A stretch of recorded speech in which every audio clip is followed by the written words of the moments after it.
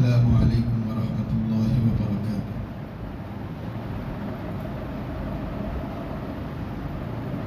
الحمد للہ نحمده ونستعینه ونستغفره ونؤمن به ونتوکل علیہ ونعوذ باللہ من شرور انفسنا ومن سیئات اعمالنا، من يهده الله فلا مضل له ومن يضلله فلا هادي له، ونشهد أن لا إله إلا الله وحده لا شريك له، ونشهد أن سيدنا ونبينا ومولانا محمدا عبده ورسوله، أما بعد۔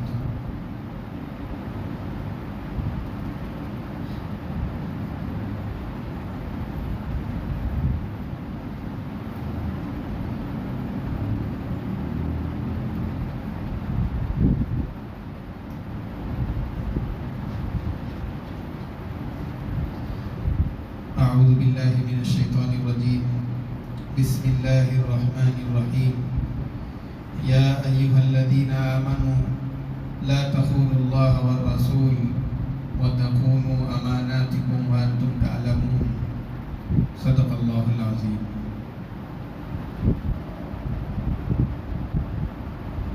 معزز سامعین اکرام،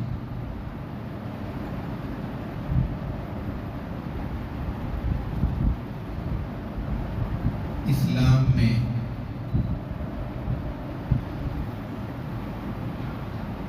بہت ساری عبادات ہیں۔ جس طریقے سے نماز، روزہ، صدقہ، خیرات، حج، یہ سب عبادات ہیں، ایسے ہی وقف بھی ایک عبادت ہے۔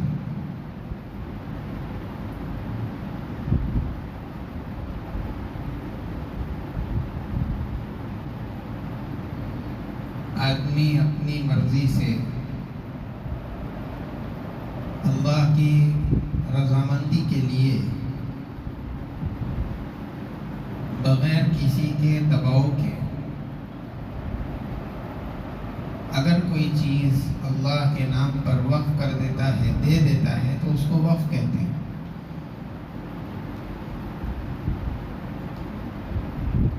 کوئی بھی جائیداد، کوئی بھی زمین یا کوئی بھی چیز جو اللہ کے نام پر وقف کر دی جائے تو وہ اس آدمی کی ملکیت سے نکل کر اللہ تبارک و تعالیٰ کی ملکیت میں چلی جاتی ہے، اور اب اس جائیداد، زمین وغیرہ میں وقف کر دینے کے بعد آدمی اس میں تصرف کرنے کا، خرید اور بیچ کرنے کا، کسی کو ہدیہ دینے کا، اس کو اختیار باقی نہیں رہتا، بلکہ اب وہ اللہ کی ملکیت بن جاتی ہے۔ ہاں، جب اس طرح کی بہت ساری جائیدادیں اوقاف کی شکل میں جمع ہو جائیں تو پھر جس آدمی کو بھی اس کا نگران بنایا جاتا ہے، وہی آدمی ان چیزوں میں تصرف کر سکتا ہے، ان جائیدادوں کی، ان اوقاف کی حفاظت کرتے ہوئے اس سے حاصل ہونے والا جو نفع ہے اس کو جو مستحق افراد ہیں ان تک پہنچانا، یہ اس ذمہ دار کا کام ہوتا ہے۔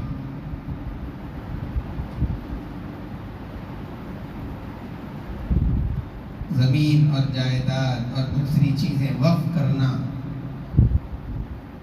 یہ مستحب عمل ہے، نیکی والا کام ہے، اس کو علماء نے عبادت کے اندر شمار فرمایا، اور یہ عمل اللہ کے رسول صلی اللہ علیہ وسلم کے زمانے سے ہوتا ہوا چلا آ رہا ہے۔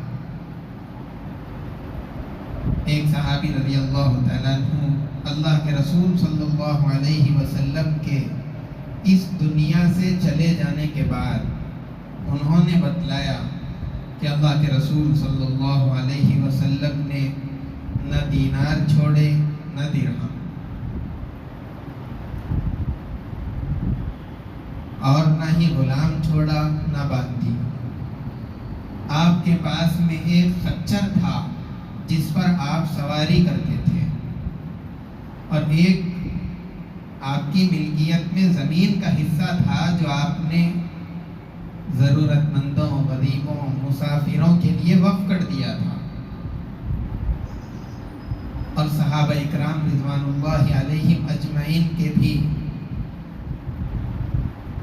وقف کرنے کی بہت ساری مثالیں ہم کو ملیں گی۔ حضرت جابر رضی اللہ تعالیٰ عنہ فرماتے ہیں کہ مہاجرین اور انصار میں سے کوئی ایک آدمی بھی ایسا نہیں تھا کہ اس کے پاس روپیہ پیسہ آتا اور وہ اس کو اللہ کے راہ میں خرچ کرنے کے بجائے اپنے پاس روکے رکھتا۔ جو بھی ہوتا تھا اللہ کی راہ میں وقف کر دیا کرتے تھے، صدقہ کرتے تھے۔ حضرت عمر رضی اللہ تعالیٰ عنہ اللہ کے رسول صلی اللہ علیہ وسلم کے زمانے میں کوئی علاقہ فتح ہوا، وہاں کی کچھ زمین ان کے حصے میں آئی،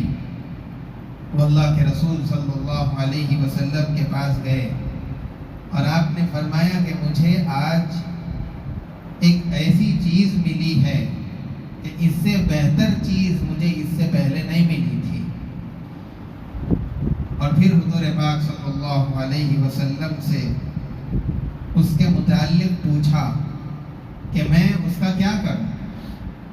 آپ صلی اللہ علیہ وسلم نے فرمایا کہ تم اس اصل کو تو اپنے پاس رکھو، لیکن اس سے جو فائدہ اور منافع آئے گا اس کو اللہ کے نام پر وقف کر دو۔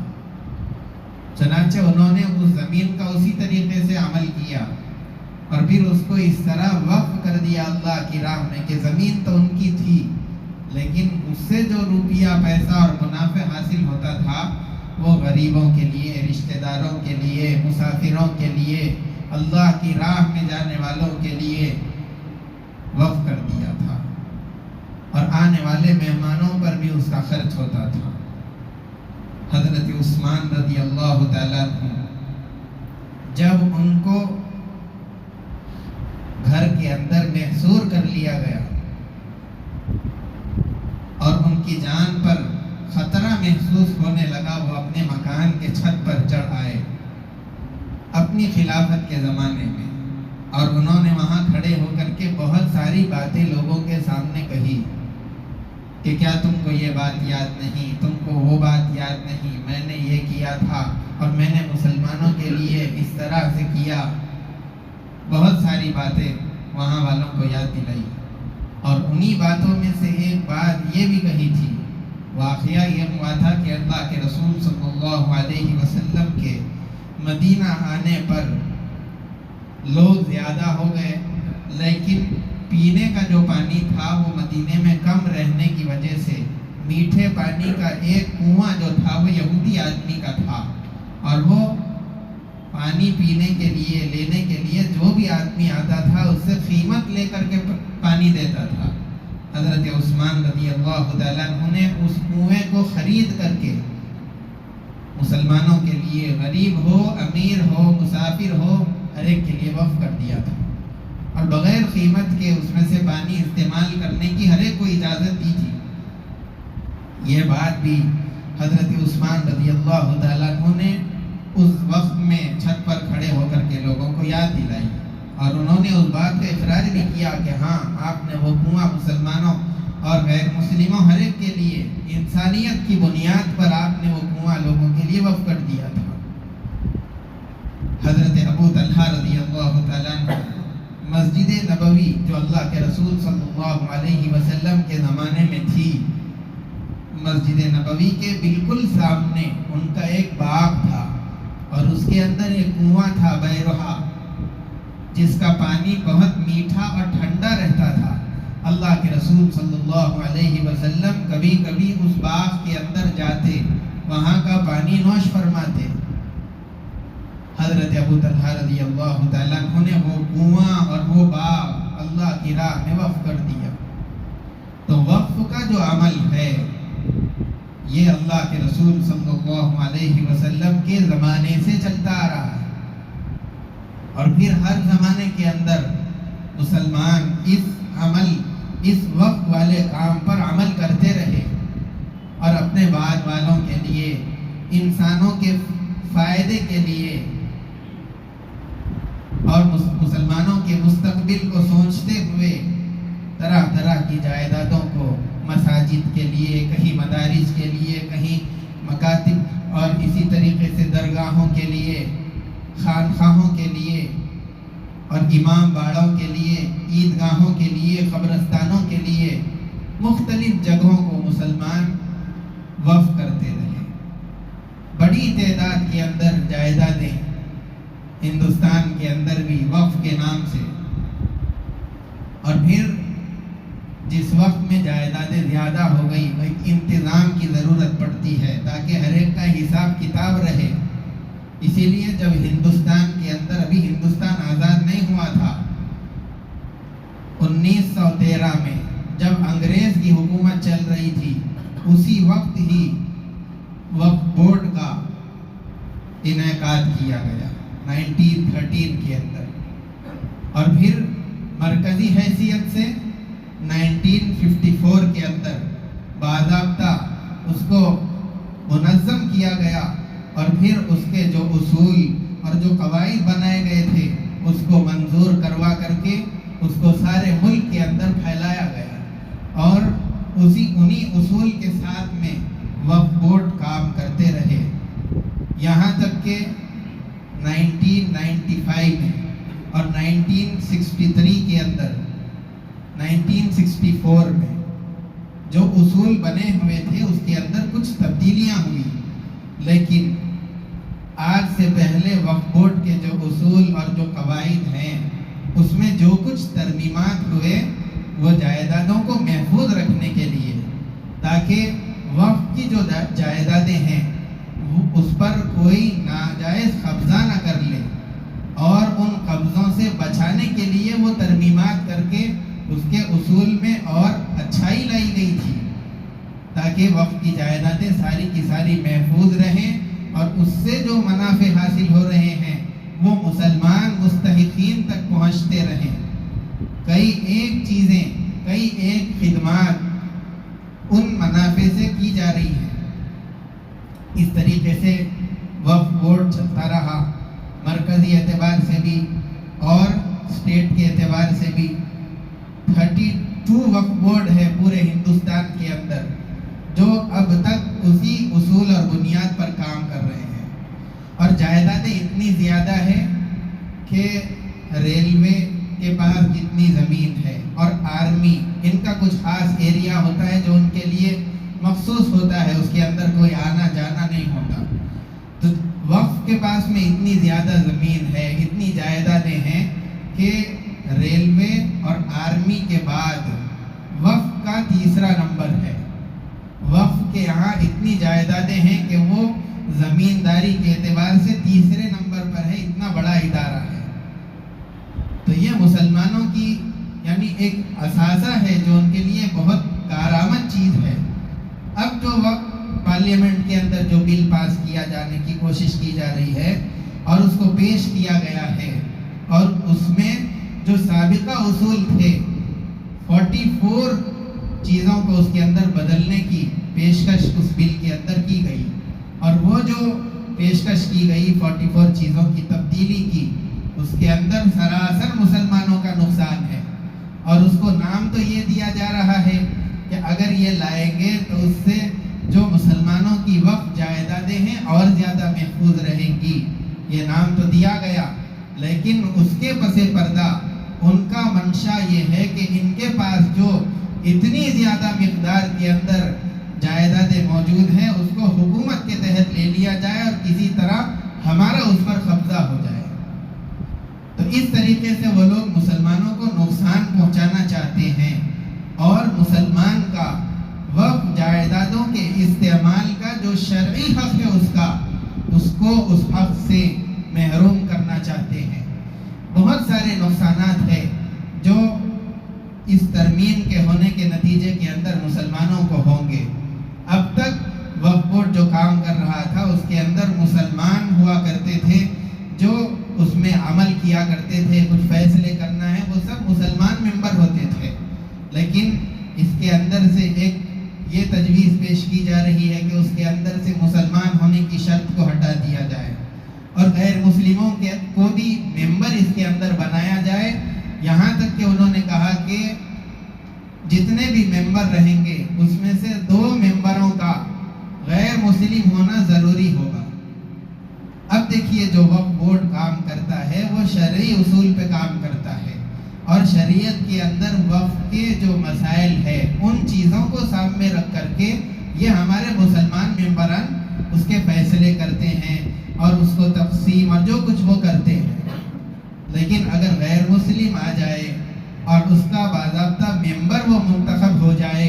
تو ضروری نہیں کہ اس کو اسلامی اصول سمجھ میں آئے، اور ممکن ہے کہ وہ ہمارے اصول اور ہمارے فیصلوں میں رکاوٹ اور آڑ بننے لگے۔ تو یہ چیز مسلمانوں کے لیے بہت زیادہ نقصان دہ ہے۔ اب اس کی بہت ساری میں نے بتایا، جیسے کہ 44 تبدیلیاں کرنا چاہتے ہیں۔ اب کن کن چیزوں کو بتایا جائے، بس اجمالی طور پر ہم کو اتنا یاد رکھنا چاہیے کہ یہ جو بل پیش کی گئی ہے یہ مسلمانوں کے لیے نقصان دہ ہے اور ہماری اوقاف کی جائیدادوں کو چھیننے کا ایک منصوبہ بند پلان ہے۔ اسی لیے اس کے خلاف میں ہماری رائے پیش کرنا، اس کے واسطے ایک بہت آسان طریقہ مسلم پرسنل لا بورڈ کی طرف سے دیا گیا۔ پچھلے جمعے بھی اعلان ہوا تھا، لیکن بہت سارے مسلمان آج بھی ایسے ہیں جن کو یہ بھی نہیں معلوم کہ یہ بل کیا ہے، اس کے پاس ہونے سے کیا ہوگا، ہم کو نقصان ہوگا کہ نہیں ہوگا، اور اگر وہ بل پاس ہو گیا تو آئندہ مستقبل میں اس کا کیا نتیجہ نکلے گا۔ مسلمانوں کا بہت بڑا طبقہ اس سے غافل ہے اور یہ سمجھ رہا ہے کہ اگر وہ بل پاس بھی ہو گیا تو میری زندگی میں تو کچھ اثر نہیں ہوگا، بظاہر اس کا اثر میری زندگی تک اور میری ذات تک نہیں آئے گا، میں اپنے گھر میں محفوظ رہوں گا، تو میرے کو اس سے کیا کرنا ہے، اس کے خلاف میں کہہ کر کے میرا کیا فائدہ ہونے والا ہے، اگر نہیں بولا تو میرا کیا بگڑنے والا ہے۔ اس طرح سوچ کر کے بالکل آرام کے اندر ہے۔ نہیں، یہ تو پہلا قدم ہے۔ سوچئے اگر وقت کے بعد میں پھر کوئی اور چیز لائی گئی، کوئی اور چیز لائی گئی، اس طریقے سے اگر یہ بل پاس ہو جائے گا، نہ آپ کی مساجد رہیں گی، نہ آپ کے مدارس رہیں گے، نہ آپ کی خانقاہیں رہیں گی، نہ قبرستان رہیں گے، پھر عیدگاہیں۔ ایک مسجد کو چھینا گیا تھا، بابری مسجد، تو کتنے ہنگامے ہوئے، کتنے سالوں تک اس کا کیس چلتا رہا۔ ایک مسجد پر اتنا ہنگامہ ملک کے اندر ہر سال 6 دسمبر کو ہوتا رہا۔ اب اگر اس بل کو پاس کر کے ساری مساجد آپ سے چھین لی جائے پھر آپ کیا کریں گے؟ بہت سارے لوگ تو یہ سوچ رہے ہیں کہ ملک کے پورے لوگوں سے رائے لی گئی اور ہندوستان کے اندر مسلم بھی ہے، ہندو بھی ہے، اور ہندو میجورٹی کے اندر ہے، ہم مسلمان کم تعداد کے اندر ہے، اسی لیے اگر ہم رائے دیں گے بھی تو ہندو بھی رائے دے گا، ہم بھی رائے دیں گے، تو یقیناً ہماری رائے کم رہے گی، کم لوگ ہونے کی وجہ سے، اور وہ زیادہ ہے اس لیے ان کی رائے زیادہ رہے گی، اس لیے یہ رائے دینے کا کوئی فائدہ ہی نہیں ہے۔ اس طرح بھی سوچ رہے ہیں۔ حالانکہ مسلمان کو یہ بات ذہن میں رکھنی چاہیے کہ مذہبی چیزوں کے ساتھ میں اور سماجی خدمات کے ساتھ میں ایک مسلمان کا جو تعلق ہوتا ہے، انسانیت جو مسلمان کے اندر ہوتی ہے وہ دوسرے مذاہب والوں کے اندر نہیں ہوتی۔ مذہبی چیزوں کے ساتھ میں اور سماجی خدمت والی چیزوں کے ساتھ میں اتنا لگاؤ نہیں ہوتا، تو ممکن ہے کہ آپ اپنی چیز کو بچانے کے لیے جتنا آگے بڑھیں گے، ممکن ہے کہ غیر مسلم یہ سوچے کہ ہمارا مسئلہ تو ہے نہیں، ہماری چیز ہے نہیں، وہ رائے نہ پیش کرے اور آپ آگے بڑھ جائیں، آپ کا نمبر زیادہ آ جائے۔ اسی لیے ای میل بھیجنے کو، اپنی رائے کے پیش کرنے میں سستی اور کوتاہی مت کیجیے۔ اور بہت سارے لوگ یہ کہہ رہے ہیں کہ جس طریقے سے پچھلے 3 طلاق کے اندر بہت سارے لوگوں نے مخالفت بھی کی تھی، لیکن بل وہی بنا اور وہی پاس ہوا جو وہ لوگ چاہ رہے تھے۔ اسی لیے اگر ہم اب رائے پیش کریں گے اور کتنے ہی زیادہ ای میل بھیج لیں گے تب بھی ہوگا وہی جو حکومت نے پیش کیا ہے۔ یہ سوچ کر کے اپنی رائے دینے سے بھی انکار کر رہے ہیں۔ اب یہ بات مجھے اپنی روزمرہ کی زندگی کے اندر سوچ کر کے دیکھیے، آج کل ترقی کا زمانہ ہے،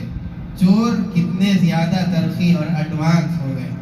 چوری کے نئے نئے طریقے ان لوگوں نے ڈھونڈ لیے اور نکال لیے۔ کیا آدمی یہ سوچ کر کے کہ چور کسی طریقے سے بھی چوری کر سکتا ہے، رات میں سوتے وقت میں اپنے دروازے لگانے کو چھوڑ دیں گے، اپنے دروازوں کو تالا لگانا بند کر دیں گے کہ چور تو آئے گا بھی، تالا لگاؤ یا نہ لگاؤ کہیں سے بھی آئے گا، اس لیے تالا ہی مت لگاؤ؟ کیا کوئی ایک معمولی سوچ رکھنے والے اور سمجھدار آدمی کی یہ رائے ہو سکتی ہے؟ نہیں، وہ تو یہ سوچے گا کہ میں تالا لگاؤں گا، دروازہ بند کروں گا، سب کچھ کرنے کے بعد میں اللہ پر بھروسہ بھی رکھوں گا، پھر چوری ہو جائے تو وہ تقدیر کا فیصلہ سمجھ کے اس پہ راضی رہوں گا۔ یہ معاملہ بھی ایسے ہی ہے، اپنی رائے کو پیش کیجئے، اپنی مخالفت درج کرائیے اور اس پر اپنی ناراضگی کا اظہار کیجئے کہ اس بل سے ہم راضی نہیں ہیں۔ پھر اگر وہ بھی آپ کے خلاف فیصلہ ہوتا ہے تو وہ تقدیر کی بات ہے، لیکن اس طرح سوچ کر کے ہاتھ پہ ہاتھ رکھ کے بیٹھ جانا کہ کیا فائدہ ہونے والا ہے، یہ بیوقوفی والی بات ہے۔ اس لیے اس طرح مت کیجیے۔ بہت سارے لوگ ایسے بھی ہیں جن کو اسمارٹ فون استعمال کرنا نہیں آتا، اسکین کرنا نہیں آتا، اس لیے بھی وہ لوگ دوسروں سے پوچھنے بھی شرما رہے ہیں، یا ابھی تک ان کے پاس میں اسکین کے واسطے بار کوڈ بھی پہنچا اور لنک بھی پہنچی، لیکن غفلت کی وجہ سے وہ لوگ اس کو دیکھ نہیں پائے، دیکھ کر کے بھی بھول گئے، کرنا یاد نہیں رہا۔ تو آج 13 تاریخ 12 بجے تک شام میں، رات میں آخری دن ہے، تو آج 12 بجے سے پہلے اپنی یعنی اسکین کرنے کے ذریعے سے اپنا ای میل بھیجیے۔ اس کے اندر آپ کو کچھ لکھنے کی ضرورت نہیں ہے، صرف اسکین کرنے سے سارا مضمون آپ کے ای میل میں لکھا ہوا آ جائے گا، بس آپ کو خالی فارورڈ کرنا ہے اور بھیج دینا ہے۔ زیادہ سے زیادہ 20 سیکنڈ لگتے۔ اب ہر مصلی جو مسجد کے اندر ہے، چاہے یا نیچے ہو اوپر ہو، میرے کو دکھ رہے یا نہیں دکھ رہے، ہر آدمی مسجد میں سے باہر جانے سے پہلے باہر دروازے پر، وضو خانے میں، الگ الگ دیواروں پر بار کوڈ لگائے۔ اس کو اسکین کیسا کرنا؟ گوگل کھولیے، گوگل کا جو ایپ ہے اس کو کھول کے، ایک تو رہتا سرچ بار، اس میں ایک ہے بات کر کے اس کو سرچ کرنے کا، اس کے بعد وہ رہتا کیمرہ، تو وہ کیمرہ گوگل میں سے کیمرہ کھولیے۔ یہ نارمل کیمرے کا میں نے تجربہ نہیں کیا، اس لیے اس کا میرے کو نہیں معلوم۔ گوگل کا جو ہے اس کو کیمرہ کھول کے جیسے ہی آپ وہ بار کوڈ کے سامنے لے جائیں گے تو وہ لنک خود بخود اس کے اندر بتائے گا، وہ لنک کو کلک کریے، آپ کا ای میل کھل جاتا، اور اگر ای میل نہیں کھلا کچھ دوسرا کھلا تو نیچے ایک بلو کلر کا بٹن دبانے کا ہے، وہ بتاتا، اس کو دبا دیجئے، پھر آپ کا ای میل کھل جائے گا، اس میں جو کچھ مضمون لکھنا ہے، جو لکھنا ہے وہ سب لکھا ہوا ہے، خالی اس کو فارورڈ کر دینا ہے، بس آپ کا کام ہو گیا۔ اتنا سا چھوٹا کام ہے۔ پھر بھی اگر کسی کو اتنا بھی سمجھ میں نہیں آیا تو پریشان ہونے کی ضرورت نہیں ہے، نماز کے بعد انشاءاللہ میں وہاں آ کے دروازے کے پاس کھڑا ہوا رہتا ہوں، اگر کسی کو اتنا بھی کرنے نہیں آ رہا تو میرے پاس آ جائیے، انشاءاللہ میں پوری آپ کی رہبری کروں گا۔ بس اللہ تبارک و تعالی تمام اوقافی جائیدادوں کی اللہ حفاظت فرمائے، مسلمانوں کی حفاظت فرمائے، مساجد کی، مدارس کی، قبرستانوں کی اور عیدگاہوں کی، اور ہر وہ چیز جو مسلمانوں سے متعلق ہے، اللہ تعالیٰ سب کو محفوظ رکھے۔ وصلی اللہ وسلم علی سیدنا محمد وعلی آلہ واصحابہ اجمعین، وآخر دعوانا الحمدللہ رب العالمین۔ جو حضرات سنت نہیں پڑھے سنت پڑھ لیجیے۔